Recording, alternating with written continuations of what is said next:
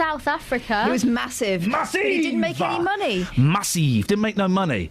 Everyone thought he was dead. He wasn't. He went to South Africa. I've ruined the punchline, guys. But played some massive concert. 9 p.m. on a Friday night. On the Friday night, they're Searching for Sugar Man, and I insist, this is your homework, guys. I'm talking to you, the ladies. She'll be out. She can tape it, and I'm talking to you at home, dear listener. You all have to watch this movie, and then we can move to the next spiritual level.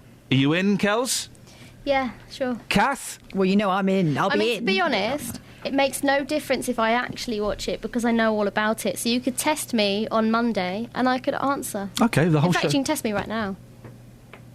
Sugarman's his name. It's not America. It's not his name. It's not South America. South Africa, I You think. said America. No, we didn't. You said America. Nicola, did she say America or Africa?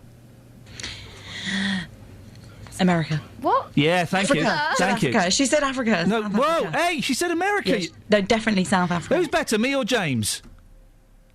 My mic's not properly. You're such a plum. Travel news for beds, cards, and bugs. BBC Three Counties Radio. The M1 heading southbound, very heavy at the moment on the sensors between junction 10 Luton Airport and junction 9 Redbourne. It's queuing at the moment on the M1 southbound between London Gateway Services and junction 1 for Staples Corner, not being helped by the accident that happened on the northbound stretch.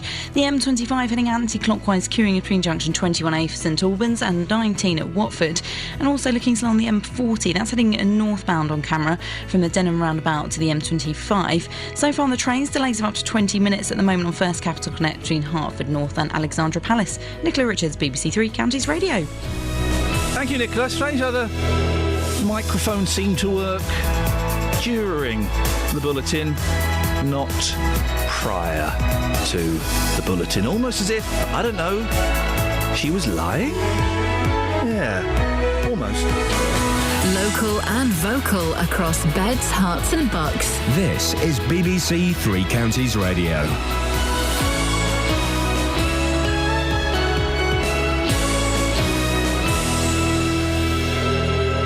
It's 8 o'clock. I'm Simon Oxley. The headlines warning over extreme speeding in Herts and Bucks. EU leaders looking for balance and protest over Leighton Buzzard development. BBC Three Counties Radio. Campaigners are calling for extreme speeding to be as socially unacceptable as drink driving. Two stretches of A Road in Hertfordshire and Buckinghamshire saw the highest speeds recorded by police in the last year. 119 miles per hour on the A414 at Stansted Abbots and 127 miles per hour on the A413 Wendover bypass. Peter Roger is from the Institute of Advanced Motorists. We shouldn't be seeing figures of people travelling at 119 mile an hour in a 50 mile an hour zone. And when you look at that bit of the A414, there's a reason that 50's there.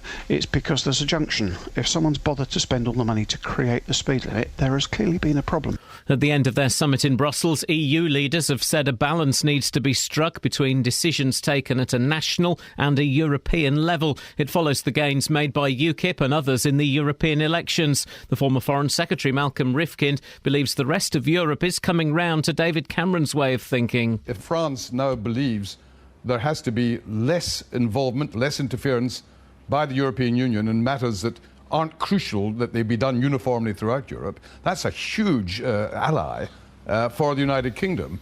Firefighters are urging people to take extra care in the kitchen after two fires in Milton Keynes yesterday and 23 throughout Buckinghamshire and Milton Keynes so far this month. A block of flats had to be evacuated in central Milton Keynes yesterday lunchtime. Two women needed hospital treatment. Later, firefighters rescued a dog from a flat fire in Browns Wood.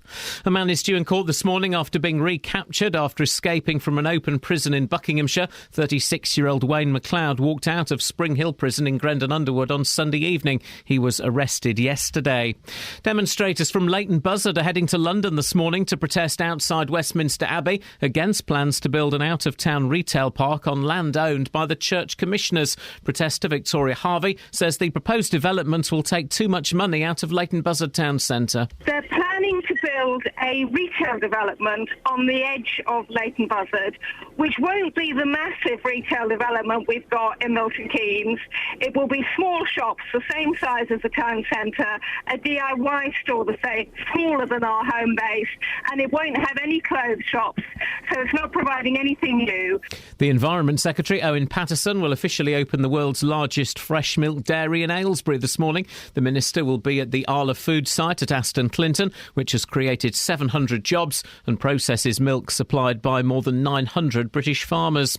In sport, Wycombe say they're fully confident there is no case to answer after relegation rivals Bristol Rovers claimed Wanderers may have breached FA rules. Wycombe were recently fined £10,000 by the FA, but escaped any points deduction.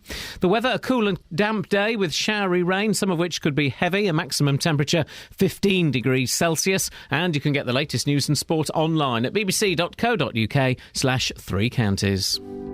BBC Three Counties Radio's big tour of beds, hearts and bucks. There's a lot of history and heritage to be investigated. It's all about where you live. It's a very friendly town, and the people are excellent. And all this week, we're featuring Dunstable. Dunstable's nice and quiet, and it makes you feel free. People generally are quite nice to you. If you get away from the main road, it's lovely and peaceful. The big tour of beds, hearts and bucks. BBC Three Counties Radio.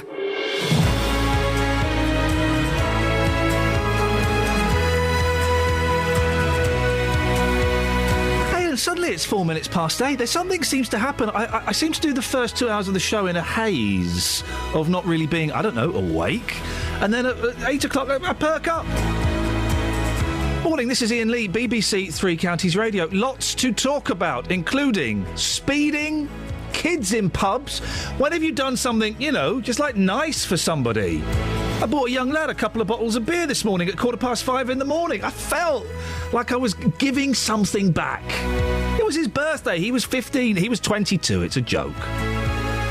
When have you done something nice? And. News in some of the papers about Maxine Carr's wedding, the outrage in the papers. She's got married, she's happy, Do you have any sympathy for Maxine Carr at all? 08459 455 555 is the telephone number. Across beds, hearts and bucks. This is BBC Three Counties Radio. And how do you like your eggs cooked? Just a little bit of fun. It's a little bit of fun sprinkles over the serious dessert. Now, there's speeding, and then there's speeding. According to speed camera figures obtained by the Institute of Advanced Motorists, someone got clocked doing 120 miles per hour on the A414 at Stansted Abbots. The limit, 50. Flippin' heck. Meanwhile, on the Wendover bypass, someone got flashed doing 130 miles an hour where the top speed is 70. Well, I think most of us would admit to going a smidge over the limit at times. In fact, I guarantee not one of you listening to this can say, hand on heart, you've never gone over the speed limit. None of you can say it. If you want to try, 08459 455 555. 130, though? Wow. Joined by Terry Duris, councillor in charge of highways in Hertfordshire. Morning, Terry. Good morning, Ian. Terry, how do you determine what the speed limit should be on a particular road?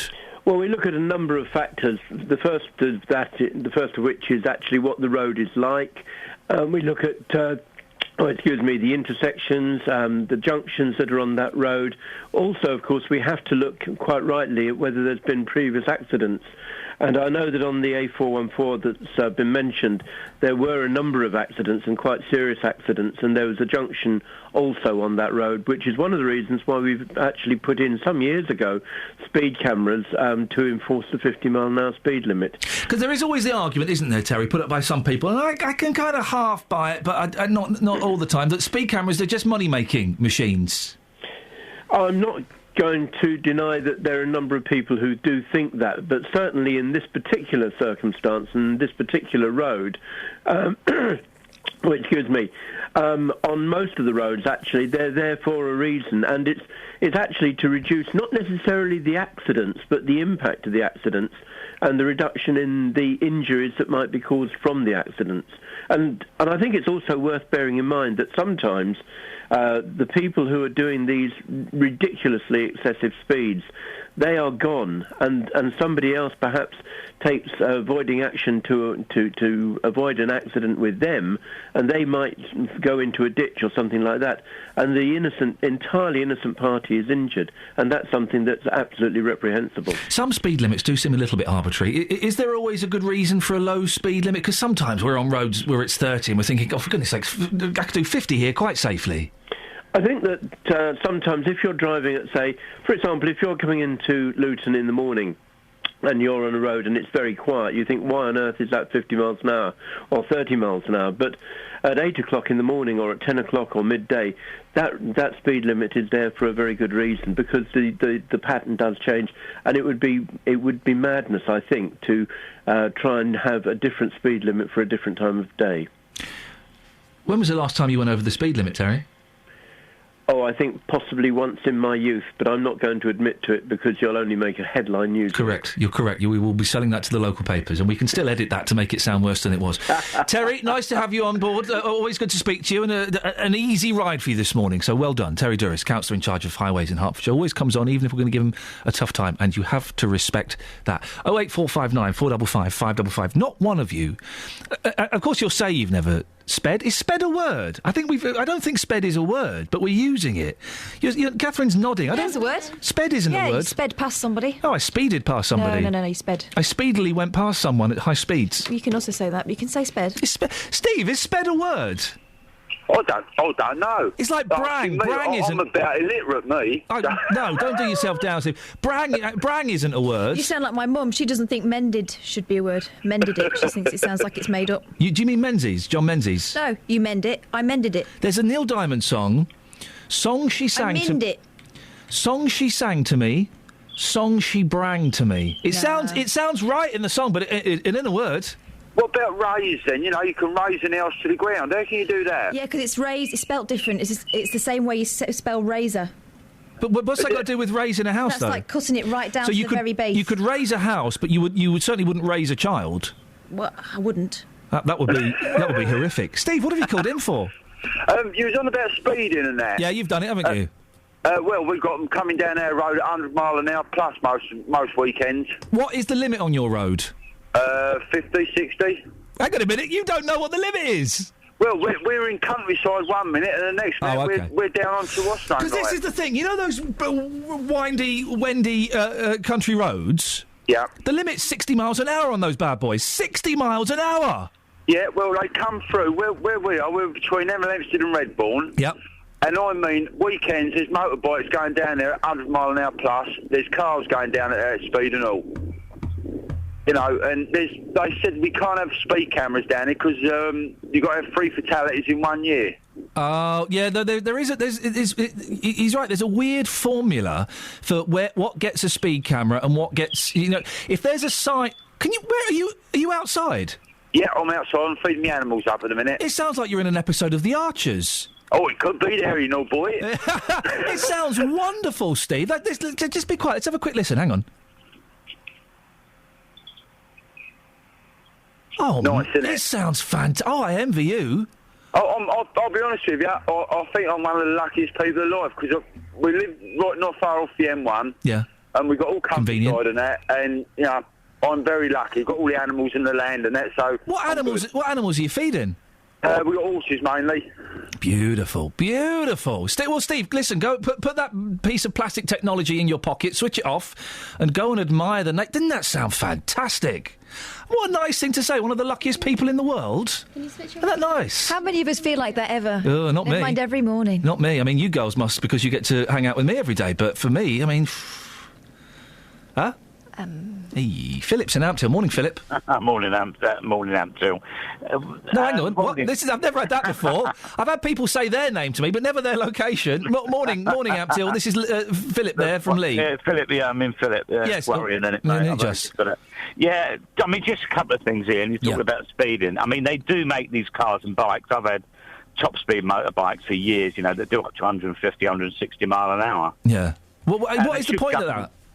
Well, to be fair, you know, when I go out on a Sunday morning, or when I have done in the past, I get out on a road that I know is perfectly safe, and what do you see there? Speed traps. It's there to make money. But, I mean, I go out and, as I say, have a dual carriageway or something, give it a blast. I'm not a stupid rider, got a clear licence for 30 years, and I just take it easy. Are you saying, Philip, that in your time you've done a ton?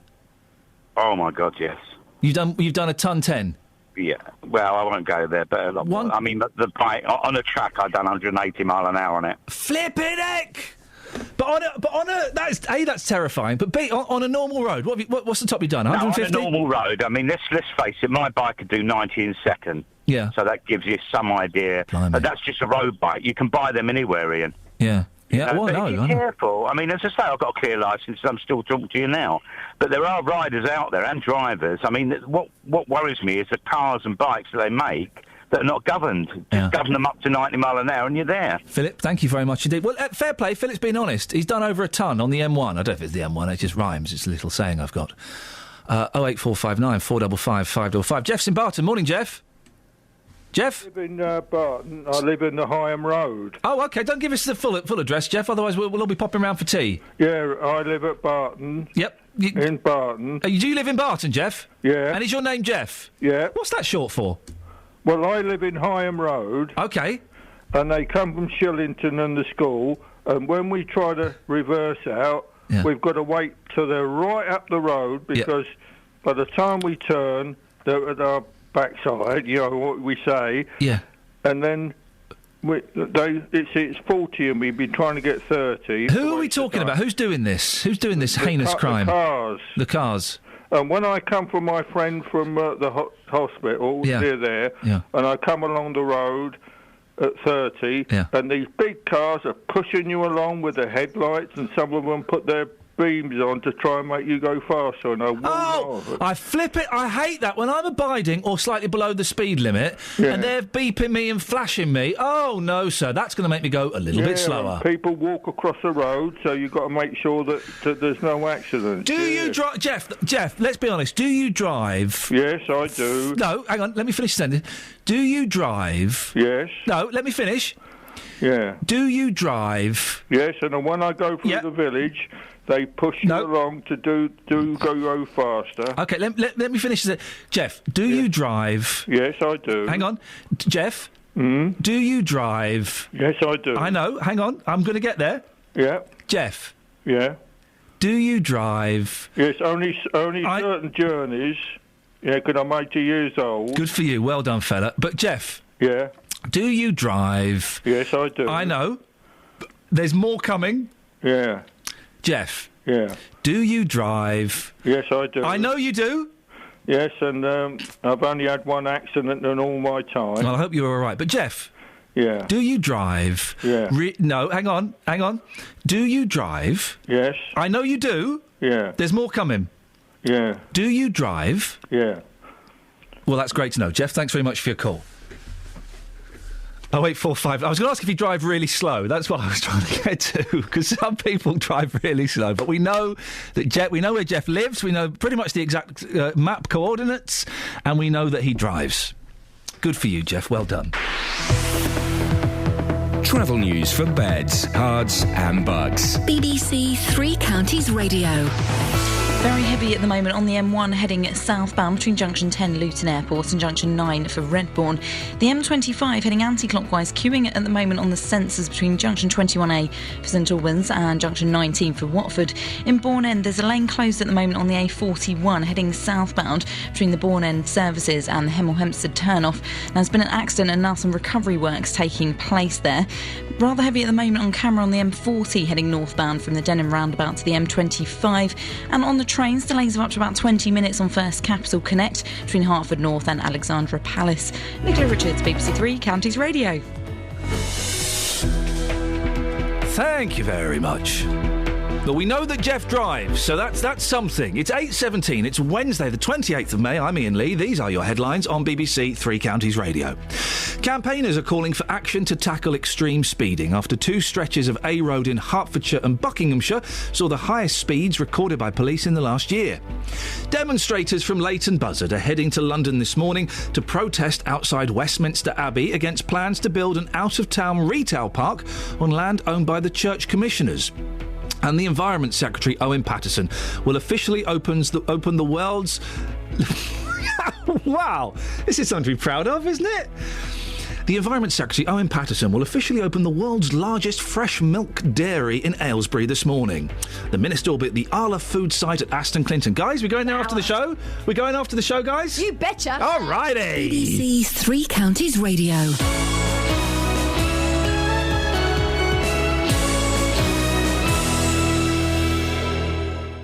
On Sunday, Luton was a sea of feathers, families and flamboyance. It's amazing, it's huge. Lots of young people have been working like crazy up at the UK Centre and in their homes. And we were there live all afternoon. I'm very proud today. It's the first year that we've taken over the whole event completely. Hearing from the people taking part. Tell us, how long have you had to train to actually do this? Have you had to practice on this? It doesn't look easy standing here. The people behind the costumes. It hasn't got the heels like you have on your normal feet. And the people who made it all happen. And people from different ages, adults and kids, that were part of this big dancing group. Catch up with everything you missed via our website, bbc.co.uk/3 counties. Been last year, it wasn't as much people last year as it is this year. Or go to facebook.com/bbc3cr. Hey! I hope that off button works on the microphone. Man alive. Have we learnt nothing? Never say anything offensive or libellous, guys, near a microphone, and yet we were doing both. Peter in Aylesbury. Iain, the speed limit on the Wendover bypass is 60, not 70, as you keep saying. Sorry, Pete. Thank you for the correction there. Mm-hmm. I've been doing 70 on there, so I haven't. No, you wouldn't, because you work for the BBC. I'd never speed. When you work for the BBC, you no longer ever speed. I bought a young lad a couple of bottles of beer at 5:15 this morning. I gather. What a kind, generous thing you did. It was his birthday. It's lovely. He said he was 20. He said he got any suggestions of what I could do for fun. And I thought, I have been asked that question before, and it's been gay slang. It has been. I remember once walking home when I lived in Slough, and I must have been 19. Good-looking lad. And a truck, like a proper... I love the fact you have to add it as a good-looking lad. Only a good-looking lad would be suggestive to you. Yeah, no, this was me when I was 19. I was walking home. Right. And a lorry pulled... in the middle of nowhere, right? And a big truck pulled up, right? It's like 2 o'clock in the morning. All right, mate. All right. Yeah, do you know anywhere around here, I could have some fun? And there's me, naive me, going, no, mate, it's 2 o'clock in the morning, you're in the middle of nowhere. No. Any idea around here I could maybe get a little bit of fun? I've got no idea, mate, sorry. And I carried on walking. And then literally 10 years later, that event came back into my head. I was like, oh, he wanted some fun. Yeah, but you didn't. So perhaps your reaction was still better. Deary me, It sounded almost as if you were regretting the misunderstanding. Mind you were young. At 19, listen, it's yes. perfect. Anyway, we're going off on a tangent that's probably inappropriate during half-term. Your show... What's on it today? Coming up on the big phone in this morning from 9. You've seen this story in lots of the papers today. The health watchdog NICE has told the NHS GPs should identify fat people in their surgeries and recommend them for state-funded slimming classes. Oh, yeah. The guidelines recommend approaching people in a respectful and non-judgmental way before measuring their body mass and then referring them to weight management services. NICE think that free weight loss classes would particularly benefit adults who are obese, which today, wait for it, let's just remind ourselves of this, today means around 2/3 of the entire adult population in this country. Yeah, using their criteria. I'm not anyway. Well, this morning from 9, I want your views on this. Do you think that the NHS should provide free slimming classes for fat people? Ultimately, the slimming classes that apparently are going to be on offer, it will be about £100 worth of Weight Watchers, Slimming World, that kind of thing, given for free on the National Health Service for people who are overweight or fat. Yep. Do you think this is a good use of taxpayers' money? Is it money well spent? Ultimately, if that encourages those people to slim down and then they lead healthier lifestyles, was it £100 well spent? Or do you think the whole thing is absolutely outrageous? 08459 455 555. I've never been to one of these slimming classes. I don't know if they work. I don't know what from what I've heard, I believe they work, but in the short term. But once you stop, I've heard lots of stories of people saying, well, then I put the weight back on again. I've known people, though, who are fat, who have kind of said, well, I'm going to a slimming class, as if just turning up there that will slim them down. Yeah. And you still see them shoving, chocolate biscuits in their mouth. And you think, well, you can turn up once a week to a slimming class, but if you're not going to change your diet, if you're not going to change what you're putting in your mouth, it's not going to work just turning up at Slimming World or Weight Watchers, is it? It's not going to suddenly the weight's going to fall off just because you go to that meeting. You've got to change what you put in your mouth. That's the first rule. But you never know. Perhaps there are people listening to the programme who've lost loads of weight with one of these slimming classes, and they think, you know what, this would be money really well spent, because when you lose the weight, you're then healthier, you're less likely to have a heart attack or a stroke or cancer or diabetes or all these other... less problem on an aeroplane. Exactly. So... pay for it on the NHS. Do you think the NHS should provide free slimming classes for fat people? 08459 455 555 from 9. Across beds, hearts and bucks. This is Iain Lee. BBC Three Counties Radio. Trucker Chris!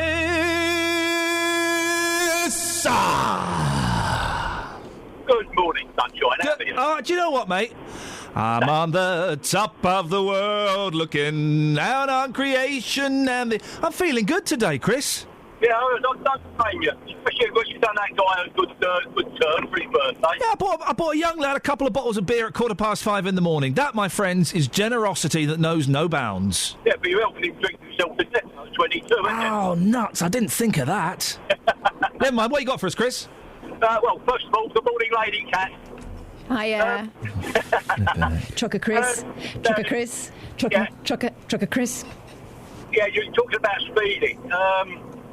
About 8 years ago, I used to run the emergency flood for the hospitals, and I left South London, King's College Hospital at 7:10 in the morning, and I was in Birmingham General Hospital at 8:40. Sorry, whoa! Central London and to Birmingham, to Birmingham in an hour and a half. Yeah. Are you nuts? What speed were you doing, you lunatic? About 142. What? And I had a clear, and I had permission to do that because I was running emergency. Who gives you permission to do that? No one's got permission to do that. Oh, they can if you run emergency medical supplies. Did you have blues? Did you have blues and/or twos though, Trucker Chris? Pardon? Did you have blues and/or twos on? No, didn't have anything. All you have is you have a special bike. It's got all the fluorescents on it. You wear a fluorescent jacket, and the police just let you go. Okay, well, you have to take a special course in doing it. Yeah. Okay. Because you take a police motorcycle course, but they let you do it because it's the only way you can get medical supplies and special blood and somebody's having a transplant. You can get them there quick. Chris, look, I'm going to let you go because the line's rubbish, and I think the science behind that story is as well. I can't believe that we need another blood man. I've seen those bikes, yeah, though, those blood bikes. I've seen them wending their way, but we need a blood man or woman. 08459 455 555. Now, there was a time when taking a woman into a pub would have been unthinkable. Never mind. Can I just say I didn't write this sexist tosh? What is this? How you think I speak? My grandma still thinks it's not appropriate for a woman to go into a pub on her own. Anyway, we're talking about pubs allowing children in. That's the basic premise, isn't it? Just saying, in the olden days, pubs were no place for women, never mind children. OK, the Golden Lion in London Colney's had a bit of a checkered past. Some of its punters were a bit druggy and punchy, but now its new landlords are looking to turn things round to create a family-friendly pub. But kids? Pubs? Really? Fiona Stapley is the editor of the Good Pub Guide. Good morning, Fiona. Good morning. I guess in these days when pubs are kind of dying out, that they have to adapt and evolve, don't they? Does that always mean involving children? No, it doesn't. It's very much down to the landlord or landlady as to how they want to run their pub. And, I mean, obviously it makes sense nowadays to try and include families in this, and again, that is down to the landlord and whether he wants to make it, a family-friendly pub or whether children and families are welcome if they're quiet. What are your views on kids in pubs, Fiona? I think kids in pubs are absolutely fine if they're well behaved, and I think this comes down to what the landlord and landlady think as well. I mean, it's quite telling in that we I speak to hundreds and hundreds of pubs every year, and, it comes down to questions, opening hours, blah, blah, dogs, love dogs, treats behind the bar, children, there's always a silence, and then there might be a little sort of, yes, well. And, most publicans love children, but, not if they're badly behaved and run around tripping up waitresses and screaming or throwing, paddy fits over something they don't want to eat. It just spoils it for everybody else. Yeah, that seems to be the theme this morning, that most people are kind of in favour of it, but you do get these irresponsible parents that let their children run amok. They think it's okay. They treat it like a creche, don't they? Yes. We've had so many landlords saying, I don't mind, I welcome families in, but I'm not going to be there, a childminder for their child who, they sit and eat their food, and I'm supposed to look after their child to stop it falling into the fire or poking the dog's eye out or, again, tripping up waitresses. So it's a very tricky line. When did it... Because I remember when I was a kid, you weren't allowed in pubs. You had to stand outside with a packet of cheese and onion and a glass of lemonade while your dad went inside. When did it change that kids were allowed in pubs? Well, I think actually it's not so much allowed by law. It's what publicans wanted to do when they realised actually they were missing out on a huge market of families. I mean, having a family of sort of 5 or 6 into a pub on a Sunday lunchtime is actually quite a lot of money. So they suddenly began to think, well, hold on a minute, we're missing a trick here. Is this the way forward? Do you think more and more pubs will eventually come? Because the image we have of a traditional boozer, where it's a load of men with beards comparing pipes, that's pretty much gone, hasn't it? Well, I think it depends on the pub. There are an awful lot of pubs, actually, that do specialise in, beers, and those are the customers they want. But I think, on the whole, most pubs actually have a public bar where actually children are not allowed. Or if they are allowed in there, they're only allowed at certain times, and, they're not actually allowed near the bar counter. So I think it's great if a pub can have, a public bar where if you want to not be with families, you can go and sit by the fire and have a pint and a chat. Whereas, a lot of pubs nowadays do have all sorts of dining rooms and eating areas, and some are allocated specially to families. Fiona, I appreciate your time this morning. That's Fiona Stapley, editor of the Good Pub Guide, 08459 455 555. Travel news for beds, cards and bugs. BBC Three Counties Radio. Very heavy at the moment on the M1 heading southbound between junction 10 for Luton Airport and junction 9 for Redbourne. The M25 heading anti-clockwise, slow moving on the sensors between junction 21 the M1 and junction 19 at Watford. Taking a look at Bourne End on the A41 heading southbound, there's a lane closed at the moment between Stony Lane and also the Hemel Hempstead turn-off. Some recovery works taking place after an accident. In Waltham Cross, queuing on the A10, and that's at junction 25 for Enfield of the M25. On the M25 itself, it's queuing heading clockwise to junction 24 for Potters Bar because of traffic light failure. So far, checking in on public transport, delays of up to 20 minutes on First Capital Connect between Hertford North and Alexandra Palace. Nicola Richards, BBC Three Counties Radio. Across beds, hearts and bugs. This is BBC Three Counties Radio.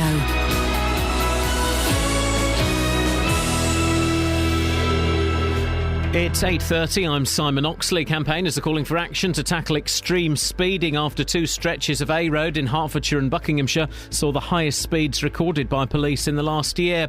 Demonstrators from Leighton Buzzard are heading to London this morning to protest outside Westminster Abbey against plans to build an out-of-town retail park on land owned by the Church Commissioners. And the Environment Secretary Owen Paterson will officially open the world's largest fresh milk dairy in Aylesbury this morning. The minister will be at the Arla Foods site at Aston Clinton, which has created 700 jobs. Three Counties Sports. BBC Three Counties Radio.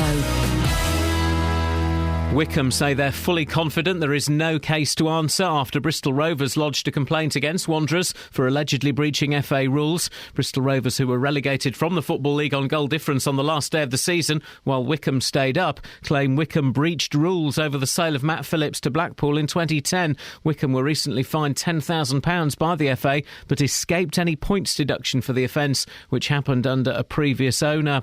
Watford have signed Romanian international defender Gabriel Tamas on a one-year deal. The 30-year-old joined Doncaster in January after a spell at West Brom. Tottenham have appointed Maurizio Pochettino as their new manager. The Argentinian leaves Southampton after 18 months at St Mary's. He signed a 5-year contract at Spurs and replaces Tim Sherwood, who was sacked earlier this month. More from Conor McNamara. There's a large, expensively assembled squad at White Hart Lane. They've not been playing to the best of their abilities. Under Pochettino, Southampton blossomed. In November, they were third in the Premier League. Attention will now turn to who will be the new manager at St Mary's, with Michael Laudrup and Malky Mackay suggested as possible candidates. Whoever gets the job will face an important task straight away, staving off the attempts of other clubs to lure many of Southampton's talented players. Andy Murray is safely through to the second round of the French Open tennis after a 4-set victory over Andrei Golubev of Kazakhstan. Heather Watson also won her first round match. And weather permitting, England's cricketers play Sri Lanka in the third one-day international of the series at Old Trafford. The series is level at 1-1. Play is due to start at 2 o'clock in the day-night game. BBC Three Counties News and Sport. The next full bulletin is at 9. Call 08459 455 555. BBC Three Counties Radio. If you've just tuned in, man, where were you? We were speaking to Jeff about 15 minutes ago. We're going to put it up as an audio boo. Is it up now? Oh, OK. Well, if you go to the Facebook page, facebook.com/BBC3CR, or follow at Iain Lee or at BBC3CR, then you can hear, I was going to say a wonderful piece of radio, but I guess that's a lie. You can hear a piece of radio. Which you can do. I say the Facebook page. I've had to close my Facebook page this morning, guys, because I've just been on there. And with the greatest of respect to the JVS show, that picture they put up there, flipping heck. I mean, really, that's not going to drive traffic. It's disgusting. Have you seen it, Kels? Have a look.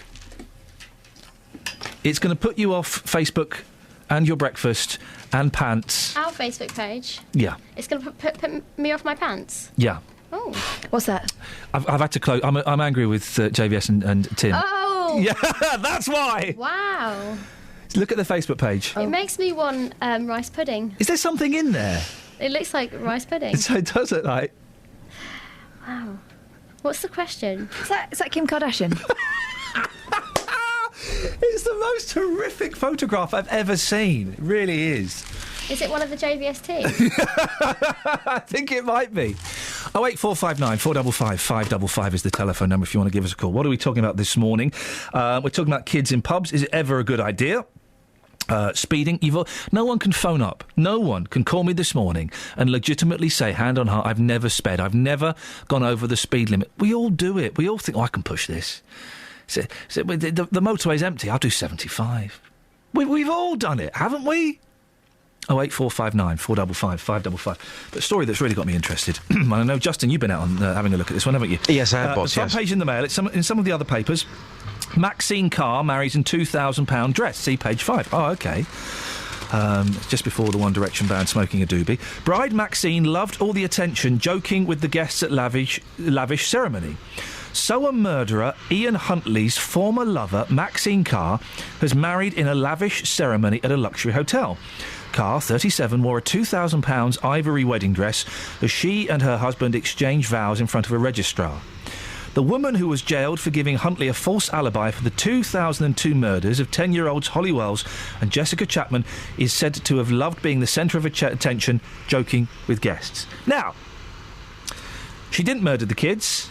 She gave an alibi. What she did was awful and was inappropriate. Mm-hmm. But she's been in prison. She served her time. And I'm just asking the question, have you got any sympathy for Maxine Carr? I think, Iain, by you even putting that question out there, I think that you're probably the bravest broadcaster in Great Britain this morning. I don't think you'll be hearing that phone in elsewhere. But, yeah, it's an interesting question. I've been in Luton this morning asking people, have they got any sympathy for Maxine Carr? Here's what people had to say. In some respects, yes. If she's served her time, it's time for everybody to move on and let's give her a second life, a new life. Well, it's pretty wicked for the press to follow her, from west to east. Give her room to move, give her some space. She's got a chance for a new life. Are you almost too forgiving, though? Are you too nice as a human being? Possibly I am, yes. But, it's not an eye for an eye or tooth for a tooth these days. Well, Darren, you've seen the stories about Maxine Carr in the papers this morning. Do you feel sorry for her at all? No, not at all. Really, she should be in jail. She should be in there until she dies. Even though it was an alibi, and again, she had no part in the killing of those two poor girls. She tried to cover that killing up of two innocent children. Even though she served time, no sympathy. She hadn't served enough time. No, not enough time at all. I guess to a degree, but she put herself in that position. So it's kind of self-inflicted what she's getting back now, isn't it? No, none whatsoever. Well, I don't think that, that it's somebody who can actually stand by somebody knowing, and I mean, she must have known what he'd done. And then she's protected at taxpayers' expense for I don't know how many years. And then can turn out and have a £10,000, £12,000 wedding. So we believe, yeah. Yeah, an awful lot of youngsters out there working 5 days a week. All the problems with putting homes together these days and all the problems that go with it. No, absolutely dead set against it. I'm a taxpayer. I'm 65 years of age and I'm still working. Well, as soon as I mentioned this story, your face completely changed. But do you not think that everyone deserves a second chance? She has served her time now. She didn't kill anybody. No. Do you think that she should be allowed to try and move on with her life now? I've got no problem with anyone trying to move on with their life, but what is she actually putting back into society? I don't feel she's putting anything back into society. She's took it all to be protected from society, and I think there must be some way that she could actually contribute towards it. Well, with the greatest of respect, because Maxine Carr now has a new identity and anonymity, we have no idea what she's doing. Absolutely. We have no idea where she is. We have no idea what she's up to. I would assume that she is probably got a job and she's probably contributing tax. Yeah, so you could say, yeah, she's giving something back to society. I think that person made the point, as a taxpayer, I paid out this money to protect her. She's not giving anything back. We can't prove that, how she's doing that. But I think, a lot of people this morning saying, well, in actual fact, this person has served time in prison. Yes, it was 21 months. Some would argue not long enough, but she has served that time. She should be allowed now to move on with her life. It was interesting, the first... I expected genuinely a whitewash of no, hang her, kill her, we don't want anything to do with her. The fella at the beginning, what he vocalised is what the justice system should be in this country. You serve your time, you get rehabilitated, you are released into society, and you are allowed to... kind of almost repent for what you've done in the past. Absolutely. Again, I made the point to him, are you too nice? Are you too forgiving? He doesn't think so. He thinks, that's the way this system is run in this country. She has served her time, and if she is going out and she is in love and she is getting married, well, why should us as a nation know all about that? Because that now is her life. She has spent time behind bars, and now she has moved on. There's an interesting text from Michelle. Thank you, by the way, Justin. Stay there, because I want to have a quick word with you about something. Michelle says she was duped by him. Leave her alone, I say. I'm sure she lives the nightmare all the time. I'm surprised that we're getting so many people kind of saying that. I have to say, I looked on the Daily Mail website today, and again, I thought the same as you. I thought this morning, going out on this, you mentioned to me earlier on, was a bit dangerous to be talking to people about that on the streets this morning, but it wasn't too brutal on the streets. And secondly, if you look on the Daily Mail website, again, a lot of people there saying, leave her alone. Yes, she gave an alibi. She was in love with somebody. She did the wrong thing. We all know that, but she served the time. Now leave her alone. Now, Justin, listen, I don't know if you've heard my wonderful story of triumph over adversity, hope in the face of darkness, one man's generosity to a boy. Yes. 22-year-old lad outside a supermarket at 5:15 this morning, waiting to go in. The reason we couldn't go in is the owner was having a poo. Yeah. The young lad told me it was his birthday. He asked what he should do on his birthday. I gave him some really good tips, and when you come up into the office, I'll tell you what those tips were. Yeah. I just recounted what I did on my 22nd birthday, or what I would have liked to have done. And then, we said goodbye. We went into the shop. I got something. And I was paying for it. He came up to the counter with 2 bottles of beer. I went, I'll pay for those as well. He went, what? I said, I'm going to pay. Yeah, I'm paying for those 2 bottles of beer. He said, "Are you sure?" I said, "Yeah, it's your birthday, son. I feel like a father figure. I remember being 22. Enjoy yourself. Go on." And I paid for the bit. And I was just wondering, Justin, you legend. I'm a legend, aren't I? You are a legend. That you is know a that. That is legendary fantastic. thing to do. Top man. I bought a 22-year-old lad some beer at 5:15 in the morning. You strike me as a legend, Justin. Have you ever helped anybody? Yes, actually. I'll tell you a story. About 2 months ago, I was in the fish and chip shop. It was a Luton Town match, and somebody came up to me and they said, "Justin, I'm really sorry to ask." Now, I'd never spoken to this person before, but they must have recognised my voice or face from the radio, whatever, doing some broadcasts at Luton Town at Kenilworth Road. He said to me, "Look, I'm really sorry, mate. I'm starving hungry, but I've left my money at home. Can I borrow some money?" I said, "Hey, don't worry, Luton Town have won. Have some chips on me." Hey. There you go, son. You're a legend. You're a legend too. You're a legend. You're a legend. You are a legend. A legend. Legend. He bought a starving man some food. What have you done, Kath? You both got done, that's what happened. We didn't get done. You got done, He royally. bought a starving man food. It doesn't get... I bought a thirsty man liquid. It doesn't get any more basic than that. Didn't sound like he was thirsty. Sounded like he'd had more than enough liquids. I really hope he has a great day. I don't even know his name. No. Or his birthday. His birthday? Not his birthday. It's his birthday. He'll be off to Nando's next to see if he can get some free cake. Oh, dearie me. Matt's in Luton. Good morning, Matt. Hello, Ian. What, have you ever done anything nice for anybody? Probably not. I always have. Really? I don't stop doing it now. Well, you dress up as Mrs. Brown and go and entertain ill people, don't you? He does. He really does. Yeah. By the way, Ian. Yes, Matt. By the way, Ian. Go on. It's my birthday tomorrow. Is it really? You can come to the Lesser Arms. Me and my sons are going to be there tomorrow. No, I'm anxious about the Leicester Arms, Matt, because you've told me in the past they don't like me down there. Well, only me.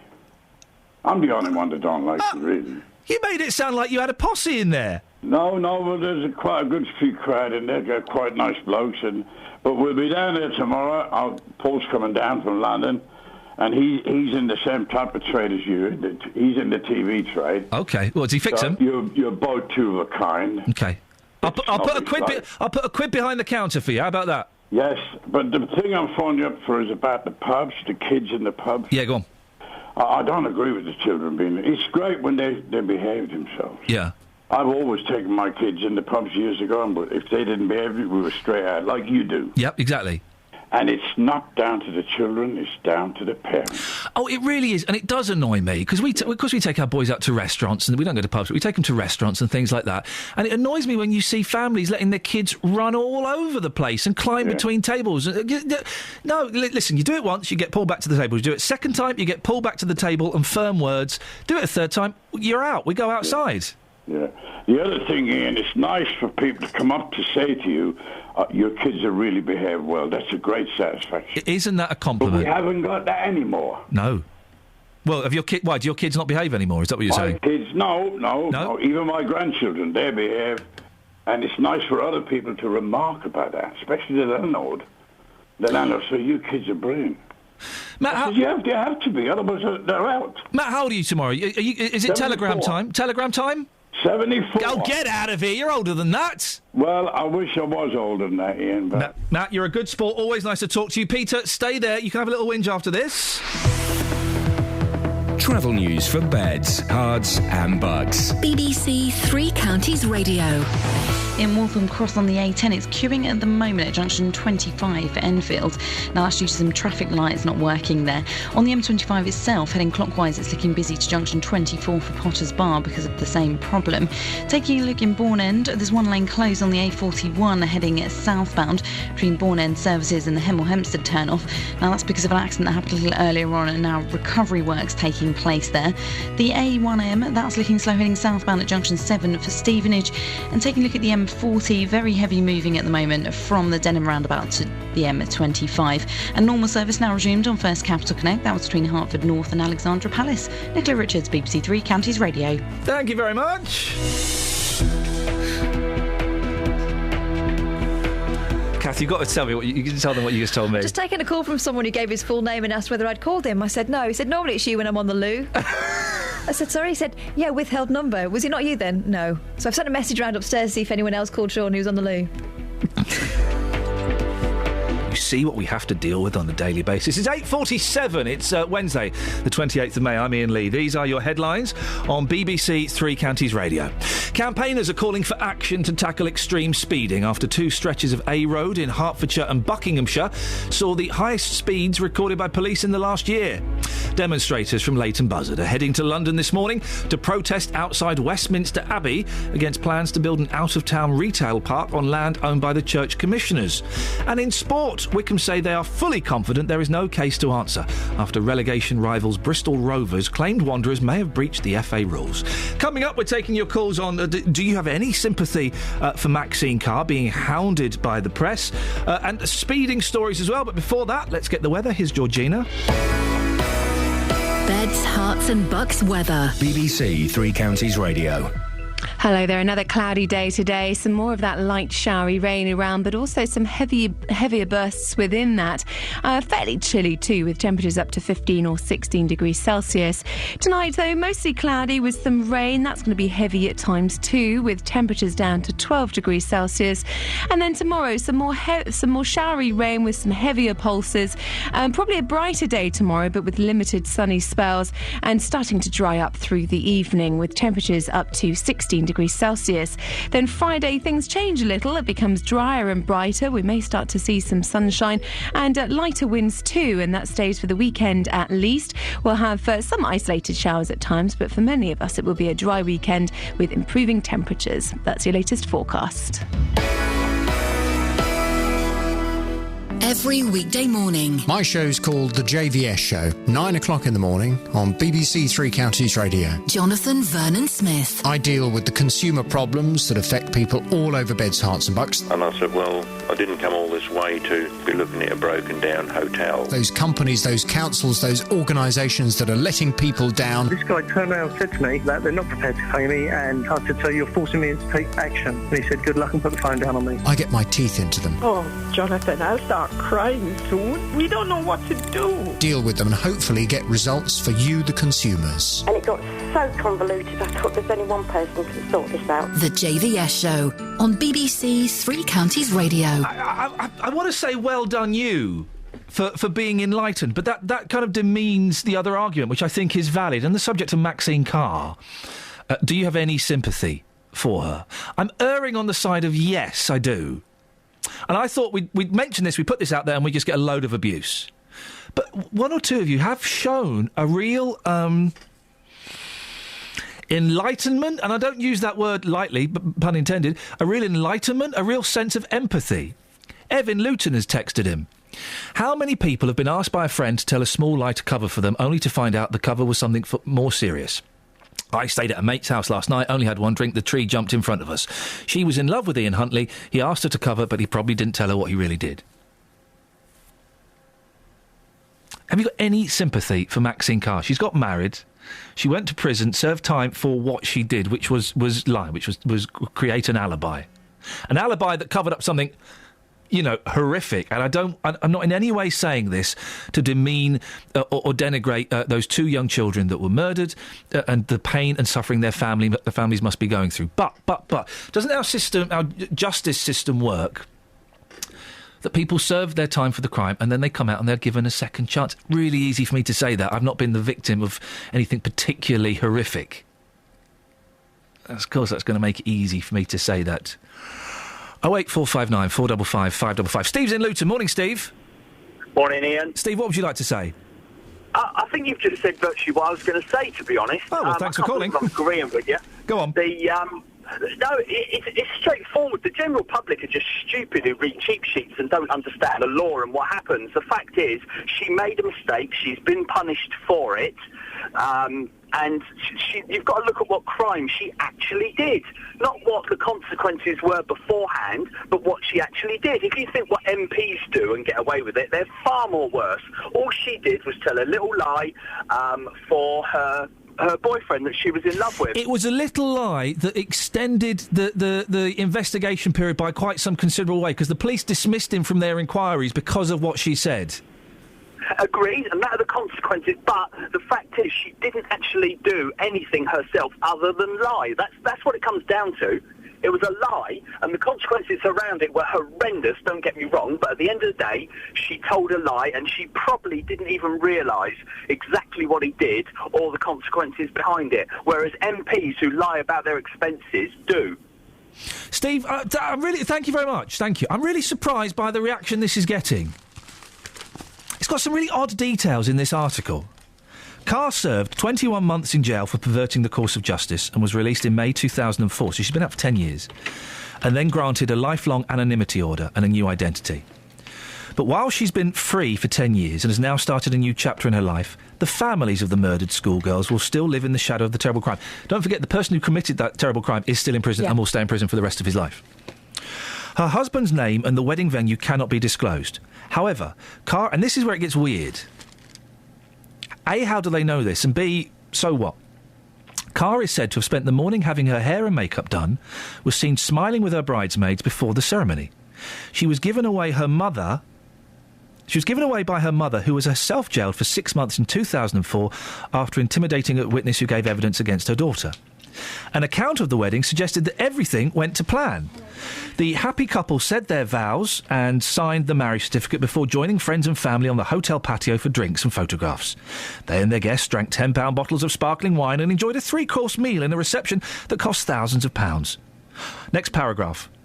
Holly's parents, Kevin and Nicola Wells, rarely speak publicly about Carr or their daughter's killer. So they've approached them by the sounds of it and they don't want to talk about it. This makes me really uncomfortable. The detail was of any bride getting married, wasn't it? Yeah. I think we have to go on the side of being sympathetic towards her. She's been out of prison for 10 years, and this hounding is never going to stop. You know, if they have a baby, ex-Soham boyfriend girl has baby. You know, it's. This is the reason why she has been granted anonymity. By the way, boyfriend girl. I could have just used the word girlfriend. I've realised. Yes. Yeah. But. And then her kid's going to be followed through life. The son of, you know, it's just relentless. It's just relentless. We've got a couple of minutes if you want to call in about that. 08459 455 555. Pete's in Walmer Green. Morning, Peter. Good morning. What would you like to have a whinge about, sir? I was going to talk about speeding, actually. Go on. If they put a regulator on any driver that's caught speeding at the cost to the driver, yes, that would literally stop a lot of it in its tracks. I think this is going to be the way forward. I think in 10 years' time, all new cars, and it will be encouraged to be put in old cars, will have these little boxes that monitor your speed and your driving. I think insurance companies are going to demand it. And an endorsement on your licence too. Yep. I agree. I think we should have them. I'd be up for having one. They're very dangerous on the A1 every day as well. Peter, I know you didn't call in about this. Have you got any sympathy for Maxine Carr? Well, I don't really know enough about the... Okay. I can't remember enough about the background details of it all. Yeah. It was, as far as I'm concerned, if someone's served their sentence, which has been given by a court, then let them finish living their life. Yeah. Because it reflects on their child, it reflects on everything that happens to them in the future, and that's all wrong. Peter, thank you very much. I wish we had another hour to talk about this, because the crime was horrific, OK? 2 little girls brutally murdered. Horrific. But are we so upset about Maxine Carr because of the media sensation it became? There have been other child murder stories. I haven't got time to really go through this. There have been other child murder stories that didn't generate the publicity this did. This became one of those things that everybody kind of latched onto. Is that the reason? 08459 455 555. We've got a minute. If you want to call, I'd pick up the phone now because we may not have time.